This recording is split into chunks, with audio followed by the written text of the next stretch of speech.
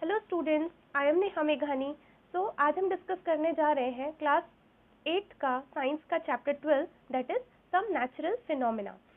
In this chapter we are going to discuss about the two natural phenomenon which is lightning and earthquake. तो discuss करते हैं। Lightning क्या होता है? You might have seen sparks on the electric pole when wire become loose. हम देखते हैं कि जब भी इलेक्ट्रिक पोल पे वायर लूज होती है तो वहाँ पर कुछ स्पार्क्स दिखाई देते हैं, या फिर जब हम कोई प्लग को सॉकेट पे डालते हैं तो वायर्स लूज होती है तो वहाँ पर स्पार्किंग होती है। Lightning is also an electric spark but on a huge scale. जो हम सॉकेट में स्पार्क देखते हैं या फिर इलेक्ट्रिक पोल में स्पार्क देखते हैं तो वो एक स्मॉल स्केल पे होता है, लेकिन जो लाइटनिंग है वो भी एक तरीके का इलेक्ट्रिक स्पार्क है बट वो लार्ज स्केल पे है। एंशियंट टाइम में लोगों को इसके बारे में पता नहीं था और वो इस स्पार्क का रीज़न नहीं जानते थे, so they are afraid of lightning. उन्हें लगता था कि ये लाइटनिंग जो है वो गॉड का कोई एक प्रकोप है या गॉड एंगर में है, इसीलिए ये सारी चीज़ें हो रही है। But now we understand that lightning is caused due to the accumulation of charges. तो लाइटनिंग जो है वो क्यों हो रही है? Due to the accumulation of charges. तो हमको इससे डरना नहीं चाहिए, but we have to take precaution to protect ourselves from these sparks.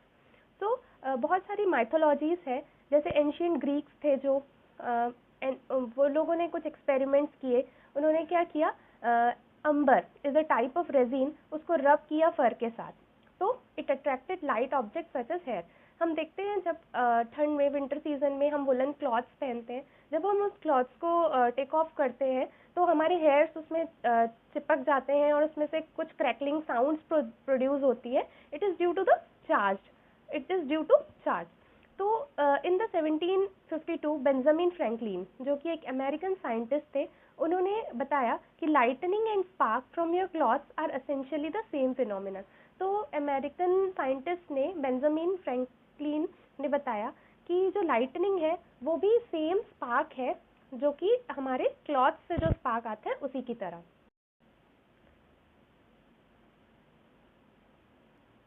तो यहाँ पर हम डिस्कस करते हैं कि कैसे चार्ज प्रोड्यूस होता है। तो चार्जिंग बाय रबिंग। तो यहाँ पर कुछ एक्टिविटी देखते हैं कि take a used ball pen refill and rub it vigorously with a piece of polythene. ठीक है, हम एक बॉल पेन का रिफिल लेंगे और उसको पॉलिथिन पे रब करेंगे। ठीक है, नाउ जब इस रिफिल को एक स्मॉल पीस ऑफ पेपर के पास लाएंगे तो क्या होगा, वो पीस ऑफ पेपर उस पर अट्रैक्ट होगा। इसका मतलब ये है कि जब हमने पेन की रिफिल को पॉलिथिन से रब किया तो वो जो रिफिल है वो चार्ज हो गया, so it attracts a piece of paper. This is a way by we can create charge by rubbing. Now, when a plastic refill is rubbed with polythene, it acquires small electric charge. Similarly, a plastic comb is rubbed with dye hair, it acquires small charge. Similarly, जब एक comb भी होता है उसको हम अगर अपने hair से rub करते हैं तो उसमें भी कुछ चार्ज आ जाएगी, और ये जो ऑब्जेक्ट है जिसमें चार्ज आ गया है उसको हम क्या बोलते हैं? Charge object. In this process of charging the refill and plastic comb, polythene and hair are also get charge. तो इस तरीके से हम ऑब्जेक्ट को चार्ज कर सकते हैं। Now type of charges and there interaction. हमको पता है कि दो टाइप के चार्जेस होते हैं, एक होता है पॉजिटिव चार्ज एंड एक होता है पॉजिटिव चार्ज और एक होता है नेगेटिव चार्ज।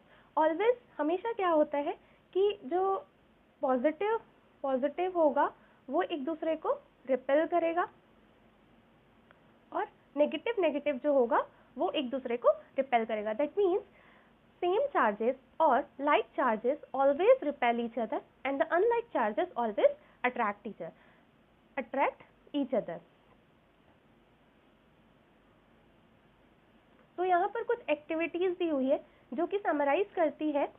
यहाँ पर दो तरीके की एक्टिविटी दी हुई है। यहाँ पर क्या किया गया, दो बलून को फुलाया गया है और यहाँ पर उन दोनों बलून को इस तरीके से हैंग किया गया है कि दोनों बलून एक दूसरे को टच ना करे। Now both the balloons are rubbed with a woolen cloth. Now you see in the next diagram both balloons repel each other. इन दोनों के बीच में डिस्टेंस बढ़ गया है, मतलब ये एक दूसरे को रिपेल कर रहे हैं। इतना तो यहाँ पर कंफर्म हो गया है कि दोनों ही बलून पर एक चार्ज एक्वायर हो गया है और वो दोनों चार्जेस सेम है, आइदर इट इज पॉजिटिव और नेगेटिव। फिर नेक्स्ट यहाँ पर एक एक्टिविटी, फिर से एक एक्टिविटी की गई है, रब one refill with a polythene. एक रिफिल को हमने पॉलीथिन के साथ रब किया और उसे एक ग्लास टम्बलर में रख दिया। नाउ एक और रिफिल को हमने फिर से रब किया पॉलीथिन से और उस रिफिल को चार्ज रिफिल के क्लोज लाया गया, तो वो चार्ज रिफिल दूसरे रिफिल को फिर से रिपेल कर रही है। तो इन दोनों एक्टिविटीज से ये ऑब्जर्वेशन आया कि a charged balloon repel a charge balloon, मतलब एक चार्ज बलून जो है वो दूसरे चार्ज बलून को रिपेल कर रहा है, मतलब दोनों ही बलून पर सेम चार्ज है। और a charge refill repelled a charge refill, और एक चार्ज रिफिल जो है वो दूसरे चार्ज रिफिल को रिपेल कर रहा है, मतलब फिर से दोनों रिफिल्स पर सेम चार्ज है, but a charge balloon attracted a charge refill. लेकिन एक चार्ज बलून जो है वो रिफिल को अट्रैक्ट कर रहा है, मतलब बलून और रिफिल में दोनों में ही ऑपोजिट चार्जेस है, and always like charges repel each other and unlike charges attract each other. तो इस एक्टिविटीज से हमको पता चलता है कि कैसे टाइप्स ऑफ चार्जेस होते हैं और उनका इंटरेक्शन होता है। Now come to the next topic, that is transfer of charges. यहाँ पर एक एक्टिविटी से हम समझेंगे कि कैसे ट्रांसफर ऑफ चार्जेस होते हैं। तो take an empty jam bottle. सबसे पहले क्या करेंगे, एक एम्प्टी जैम बॉटल लेंगे और पीस ऑफ कार्डबोर्ड लेंगे जो कि स्लाइटली बिगर है माउथ ऑफ द बॉटल से। अब pierce a hole in it. अब उसमें एक होल कर देंगे ताकि उसमें से जो मेटल क्लिप है उसको इंसर्ट किया जा सके। Open out the paper clip, ठीक है, और पेपर क्लिप को क्या कर देंगे, ओपन कर देंगे जैसा कि हमको यहाँ पर दिख रहा है। Now cut 2 strips of aluminium foil, और 2 स्ट्रिप्स कट करेंगे एल्यूमिनियम फॉइल की 4 centimetre into 1 centimetre each. Hang them on the paper clip as shown. Insert the paper clip in the cardboard lid so that it is perpendicular to it. उसके बाद हम क्या करेंगे, paper clip को cardboard की lid में insert कर देंगे और ताकि वो उसके परपेंडिकुलर रहे। Charge a refill and touch it with the end of paper. उसके बाद हम एक रिफिल को चार्ज करेंगे और उसके चार्ज करेंगे रिफिल को और एंड ऑफ पेपर क्लिप से टच करेंगे जैसा कि हमको इस फिगर में दिख रहा है। Observe what happens, is there any effect on the foil paper. हमको ऑब्जर्व करना है कि यहाँ पर क्या होता है। Now touch other charge body with the end of paper clip. उसके बाद हम कोई और बॉडी को टच करके देखेंगे। अब देखते हैं कि यहाँ पर क्या होता है। The aluminium foil strips receive the same charge from the charge refill through the paper clip. जो एल्यूमिनियम फॉयल की स्ट्रिप है वो सेम चार्ज रिसीव करेगी चार्ज रिफिल से थ्रू द पेपर क्लिप, क्योंकि जो मेटल होता है वो गुड कंडक्टर होता है इलेक्ट्रिसिटी का। The strips carrying similar charge repel each other and they become wide open. और जो स्ट्रिप्स है उन दोनों ही स्ट्रिप्स में सेम चार्ज होगा, तो वो दोनों एक दूसरे को रिपेल करेंगी और they become wide open. Such a device can be used to test whether an object carrying charge or not. इसी टाइप का डिवाइस यूज करके हम ये पता कर सकते हैं कि कोई ऑब्जेक्ट चार्ज है या नहीं। तो इस डिवाइस को हम क्या बोलते हैं, electroscope. This device is known as electroscope. Thus, we can find that electric charge can be transferred from charged object to another charged object through metal conductor. तो हम देख सकते हैं कि जो इलेक्ट्रिक चार्ज है वो एक चार्ज्ड ऑब्जेक्ट से दूसरे चार्ज्ड ऑब्जेक्ट पे ट्रांसफर होता है थ्रू मेटल कंडक्टर। स्ट्रिप्स जो है वो चार्ज को लूज कर रही है अर्थ की तरफ through your body. Foil strips are discharge and the process of transferring of charge from charge object to earth. End of paper clip gently with hand. अब हम क्या करेंगे कि पेपर क्लिप के एंड को हम हैंड से टच करेंगे. You will find a change in the foil strip. In the foil strip they came to their original state. जब हम पेपर क्लिप को अपने हैंड से टच करेंगे तो हम देखेंगे कि जो फॉइल स्ट्रिप्स है वो अपने ओरिजिनल स्टेट पर आ जाएगी. Repeat the charging of foil strips and touching the paper clip. और इस प्रोसेस को हमको बार बार करके देखना है. Every time you find that the foil strip collapse as soon as you touch the paper clip with hand. जैसे ही हम पेपर क्लिप को टच करेंगे तो फॉइल स्ट्रिप जो है वो कोलैप्स हो जाएगी और अपनी ओरिजिनल पोजीशन पर आ जाएगी. The reason is that foil strip lose charge to earth through your body. तो जो फॉइल स्ट्रिप्स है वो क्या करेगी, जब भी हम पेपर क्लिप को टच करेंगे तो फॉइल स्ट्रिप जो है वो चार्ज को लूज कर देगी अर्थ पे through our body. So we say that the foil strips are discharge. तो हम बोल सकते हैं कि जो फॉइल स्ट्रिप्स है वो डिस्चार्ज हो गई. और ये जो प्रोसेस है transferring of charge from a charged object to earth, इसी को हम क्या बोलते हैं, अर्थिंग। जब भी हम कोई इलेक्ट्रिसिटी का काम करते हैं तो हम बोलते हैं कि हमें बेयर फुट खड़े नहीं होना चाहिए, क्योंकि हमारी जो बॉडी का चार्ज है वो अर्थ में चला जाता है, मतलब हमारी बॉडी डिस्चार्ज हो रही है, और ये जो process of charge transferring of charge है from charge object to earth, उसी को हम लोग क्या बोलते हैं, अर्थिंग। नाउ अब हम आते हैं लाइटनिंग पर, ठीक है। तो now the 12.5 the story of lightning. During the development of thunderstorm यानी जब बहुत तूफान आता है, हवाएं चलती है, तो जो एयर करंट्स रहती है वो अपवर्ड मूव करती है, और जो वाटर ड्रॉपलेट्स होते हैं वो नीचे की तरफ मूव करते हैं। ये जो विग्रस मूवमेंट होता है एयर करंट का और वाटर ड्रॉपलेट्स का, ये क्या करता है, चार्ज को सेपरेट करता है। This vigorous movement cause separation of charge, ठीक है, जो कि अभी तक कम्प्लीटली अंडरस्टूड नहीं है।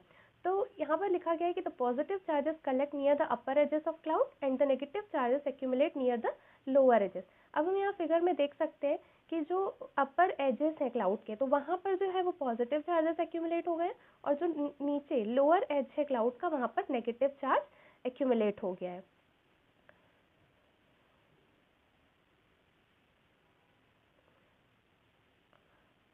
There is the accumulation of positive charges near the ground also, और हम देख सकते हैं कि ग्राउंड में भी क्या है, पॉजिटिव चार्ज का एक्यूमुलेशन हो गया है। अगर हम देखें तो क्लाउड के अपर साइड में पॉजिटिव चार्ज है, लोअर साइड में नेगेटिव चार्ज है, और ग्राउंड के तरफ फिर से पॉजिटिव चार्ज है।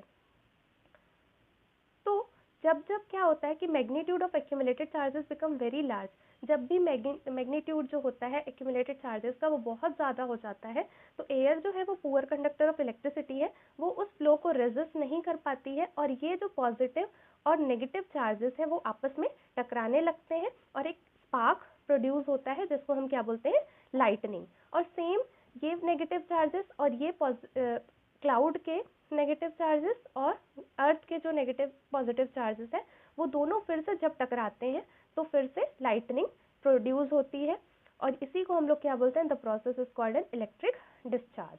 प्रोसेस है इलेक्ट्रिक डिस्चार्ज का, वो हो सकता है बिटवीन टू और मोर क्लाउड्स और between a cloud and earth. तो जो इलेक्ट्रिक डिस्चार्ज का प्रोसेस है वो या तो दो से ज़्यादा क्लाउड्स के बीच में भी हो सकता है, या फिर क्लाउड और अर्थ के बीच में भी हो सकता है। तो हमें लाइटनिंग से डरना नहीं है, but we have to take a precaution to protect ourself from this lightning. तो कुछ लाइटनिंग सेफ्टी के बारे में पढ़ेंगे कि हमको क्या क्या करना चाहिए during lightning and thunderstorm. No open place is safe. जब भी लाइटनिंग होती है तो ओपन प्लेस सेफ नहीं होता है, ठीक है। जब भी हम थंडर सुनते हैं, हाँ, और जब भी लाइटनिंग आती है, जब भी लाइटनिंग होती है तो हमें एक साउंड भी प्रोड्यूस होता है, that sound is known as thunder. उसी साउंड को हम क्या बोलते हैं, थंडर। तो थंडर जो है, जैसे ही हम एक आवाज़ सुनते हैं तो वो एक अलर्ट है कि हमको अपने सेफर प्लेस पर चले जाना चाहिए। After hearing the last thunder, जब भी हम लास्ट थंडर सुनते हैं थोड़े टाइम के लिए वेट करना चाहिए, उसके बाद ही हमें बाहर जाना चाहिए ताकि हम सेफ रह सकें। अब फाइंडिंग अ सेफ प्लेस कैसे ढूंढ सकते हैं, अ हाउस और a building is a safe place. जब भी लाइटनिंग हो रही है, थंडर हो रहा है, तो हमें हाउस में या बिल्डिंग में रहना चाहिए। अगर हम बस और कार वगैरह से या किसी व्हीकल से ट्रेवल कर रहे हैं तो हम अंदर सेफ है, विंडोज़ बंद कर देनी चाहिए, व्हीकल्स के डोर शट कर देना चाहिए। अगर हम बाहर हैं तो open vehicles like motor bikes, tractor, machinery, ये सेफ नहीं होती है। टॉल ट्रीज, शेल्टर्स सेफ नहीं होते हैं। अम्ब्रेला कैरी करना भी गुड आइडिया नहीं है। अगर आप फॉरेस्ट में हैं तो हमें शेल्टर लेना चाहिए शॉर्टर ट्रीज में, क्योंकि जो लार्जर ट्रीज होते हैं उसमें ज़्यादा लाइटनिंग होने के चांसेस होते हैं। तो अगर हमारे पास कोई शेल्टर अवेलेबल नहीं है और हम ओपन फील्ड में हैं तो हमें हर तरीके से ट्रीज से दूर रहना चाहिए, पोल्स से दूर रहना चाहिए, मेटल ऑब्जेक्ट से दूर रहना चाहिए, और do not lie on the ground, और ग्राउंड पे लाई नहीं होना चाहिए, और इस पोजीशन पर हमको बैठ जाना, इस सिचुएशन में हमें रहना चाहिए अगर हम कहीं ओपन फील्ड में है तो। अगर हम इनसाइड द हाउस हैं, घर के अंदर, जब भी लाइटनिंग हो रही है तो टेलीफोन कॉर्ड्स, जितने भी इलेक्ट्रिकल वायर्स हैं, मेटल पाइप्स हैं, उन सारे स्विच ऑफ कर देने चाहिए। During a thunder storm contact with these should be avoided. किसी भी इलेक्ट्रिकल आइटम, किसी भी इलेक्ट्रिकल चीज़ों को कॉन्टैक्ट को अवॉइड करना चाहिए, मोबाइल फ़ोन्स यूज़ नहीं करने चाहिए, फ़ोन पिकअप नहीं करना चाहिए, bathing should be avoided during the thunderstorm to avoid contact with the running water, क्योंकि water is a good conductor of electricity और लाइट, इसीलिए बाथिंग भी अवॉइड करनी चाहिए। इलेक्ट्रिकल अप्लाइंसेस है like computer, TV should be unplugged, इन सारी चीज़ों को अनप्लग्ड कर देना चाहिए। लाइटनिंग के कुछ कंडक्टर्स होते हैं। Lightning conductor is a device use to protect building from the effect of lightning. Lightning conductor क्या होता है? एक डिवाइस होता है जो कि बिल्डिंग्स को प्रोटेक्ट करता है लाइटनिंग के इफेक्ट से। इसमें क्या होता है कि एक मेटेलिक रॉड होती है, metallic rod taller than the building is installed in the walls of building during its construction. यहाँ पर हम देख सकते हैं कि ये एक लाइटनिंग कंडक्टर है। यहाँ पर एक मेटेलिक रॉड है जो कि जब बिल्डिंग का कंस्ट्रक्शन होता है तो बिल्डिंग में इंस्टॉल कर दिया जाता है, और इसका जो एक एंड है वो डीप बरीड रहता है अर्थ में, ताकि जब भी कोई लाइटनिंग हो तो लाइटनिंग जो है यहाँ से सीधा अर्थ में जाके डिस्चार्ज हो जाए और बिल्डिंग को और किसी को भी कुछ हार्म ना हो। Now come to the next phenomena that is earthquake. अभी हमने पढ़ा लाइटनिंग के बारे में, और अब हम पढ़ते हैं नेक्स्ट फिनोमेनन के बारे में दैट इज अर्थक्वेक। तो एक जो मेजर अर्थक्वेक है वो इंडिया में हुआ है on 8 October 2005 in the Uri and Tangdhar town of north Kashmir. ठीक है, तो अब हम देखते हैं व्हाट इज अर्थक्वेक। अर्थक्वेक क्या होता है? An earthquake is a sudden shaking और trembling of earth which last for very short time. Earthquake का क्या होता है? एक सडन शेकिंग होता है अर्थ का जो कि बहुत ही कम टाइम के लिए होता है। It is caused by a deep disturbance inside the earth crust. Earthquake occur all the time all over the earth. Earthquake जो है वो हर टाइम होता है कहीं ना कहीं, लेकिन they are not even notice, कभी कभी वो नोटिस भी नहीं होता है। और कुछ मेजर अर्थक्वेक्स होते हैं जो कि बहुत ज़्यादा डैमेज करते हैं, बहुत डैमेज कर देते हैं बिल्डिंग्स को, ब्रिजेस को, डैम्स को और इवन पीपल को। ये हमारी लाइफ के लिए बहुत ग्रेट लॉस हो जाता है। अर्थक्वेक से फ्लड्स आ सकते हैं, लैंडस्लाइड्स, सुनामीज आ जाती है। जब मेजर अर्थक्वेक आता है तो ये सारे डैमेज कर सकता है। Now what causes an earthquake? Earthquake होता क्यों है? We know that the tremors are caused by the disturbance deep down inside the uppermost layer of the earth called crust.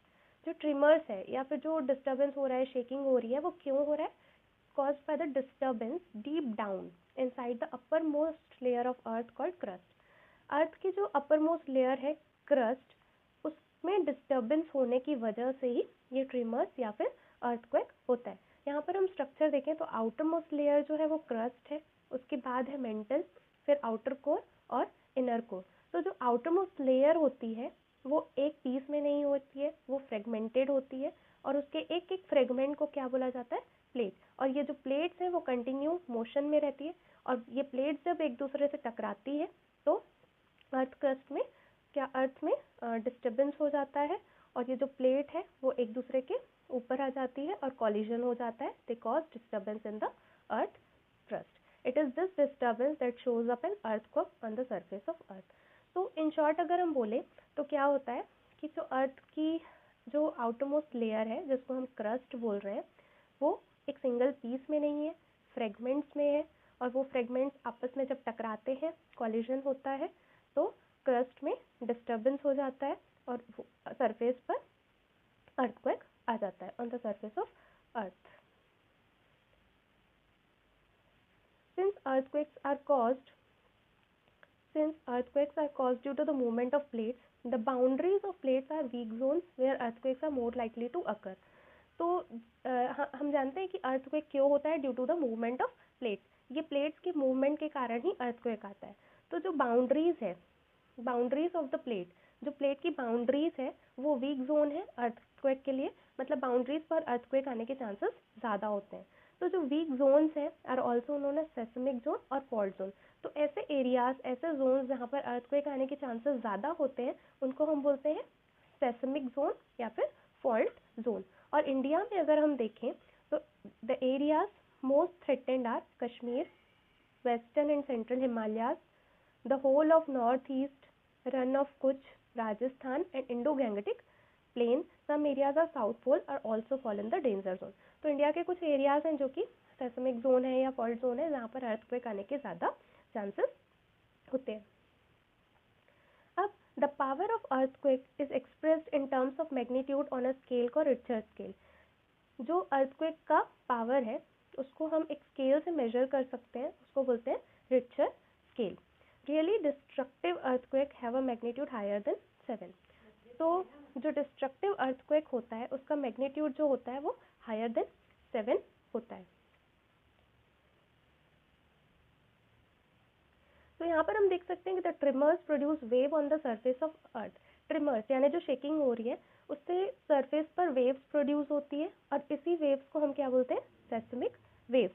और ये जो वेव्स है वो रिकॉर्ड होती है एक इंस्ट्रूमेंट में जिसको क्या बोलते हैं, सिस्मोग्राफ. इस इंस्ट्रूमेंट, ये जो इंस्ट्रूमेंट है वो सिंपली एक वाइब्रेटिंग रॉड है और पेंडुलम है जो कि स्टार्ट हो जाती है वाइब्रेट होना स्टार्ट हो जाती है जब ट्रिमर्स आते हैं. अब इसमें एक पेन अटैच रहती है टू द वाइब्रेटिंग सिस्टम. ये पेन रिकॉर्ड करती है सिस्मिक वेव्स को on a paper which moves under it. By studying these waves scientist can construct a complete map of the earthquake. ठीक है, सिंपली अगर हम बोले तो जो ट्रिमर्स हैं, जो शेकिंग है वो वेव्स प्रोड्यूस कर रही है सरफेस से और इन्हीं वेव्स को हम क्या बोलते हैं, सेस्मिक वेव्स. और इन वेव्स को हम रिकॉर्ड कर सकते हैं एक इंस्ट्रूमेंट से जिसको हम क्या बोलते हैं, सिस्मोग्राफ. अब ये इंस्ट्रूमेंट क्या होता है, एक सिंपली वाइब्रेटिंग रॉड है या फिर पेंडुलम है जो कि जैसे ही ट्रिमर आता है वो वाइब्रेट करना शुरू कर देती है और उसमें एक पेन अटैच रहता है वाइब्रेटिंग सिस्टम के साथ. तो पेन रिकॉर्ड करता है सिस्मिक वेव्स को on a paper which moves under it. उसके बाद उसकी इन वेव्स की स्टडी करके साइंटिस्ट जो है वो एक कंप्लीट मैप कंस्ट्रक्ट कर लेते हैं और एस्टिमेट करते हैं कि जो मतलब अर्थक्वेक का जो पावर है डिस्ट्रक्शन का वो क्या है. नाउ अब आते हैं कि इससे हम प्रोटेक्शन कैसे कर सकते हैं, प्रोटेक्शन अगेंस्ट अर्थक्वेक. तो जैसे हमने देखा लाइटनिंग के टाइम पे कि बहुत सारे कुछ चीज़ें करनी पड़ती है कि हमें सेफ रहने के लिए किस प्लेस पर जाना चाहिए, क्या क्या चीज़ें अवॉइड करनी चाहिए, डूज एंड डोंट्स पता होने चाहिए. वैसे ही अर्थक्वेक के भी डूज एंड डोंट्स हमको पता होना चाहिए. तो it is advisable to make the structure quake safe. यहाँ पर मतलब एडवाइजेबल रहता है कि जब भी एक आप कंस्ट्रक्शन करा रहे हैं तो उसको क्वेक सेफ कराएं, आर्किटेक्ट से कंसल्ट करें. जो हाईली सिस्मिक एरियाज होते हैं वहाँ पर मड और टिम्बर जैसे मटेरियल्स यूज़ करना बेटर रहता है ताकि अगर कभी बिल्डिंग्स गिरे तो ज़्यादा हार्म ना हो. It is better to if the cupboards and shelves are fix to the wall. Cupboards और शेल्स जो है वो वॉल से अच्छे से फिक्स होने चाहिए ताकि माइनर भी अगर अर्थक्वेक आता है तो वो फॉल ना हो जाए. फोटो फ्रेम्स वगैरह ऐसे अटैच करना चाहिए वो किसी के ऊपर ना गिर जाए. ठीक है. Since some building may catch fire due to earthquake, it is necessary that especially tall building have higher fire fighting equipments in working order. कुछ बिल्डिंग्स में आग भी लग जाती है अर्थक्वेक के कारण, फायर लग जाती है. तो नेसेसरी है कि जो टॉल बिल्डिंग्स है उसमें फायर फाइटिंग इक्विपमेंट्स भी होने चाहिए. नाउ अगर हम घर पर हैं, if you are at home, take shelter under a table. अगर हम घर पर हैं और हमें फील हो रहा है कि अर्थक्वेक आने वाला है तो हमें टेबल के अंडर शेल्टर ले लेना चाहिए.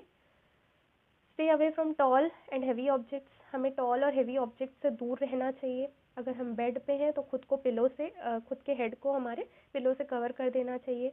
अगर हम बाहर हैं तो हमें बिल्डिंग्स, ट्रीज और पावर लाइन्स से दूर रहना चाहिए. If you are in a car और bus, do not come out. अगर आप बाहर किसी व्हीकल में हैं तो बाहर नहीं आना चाहिए. Do not come out till the trimmer stops.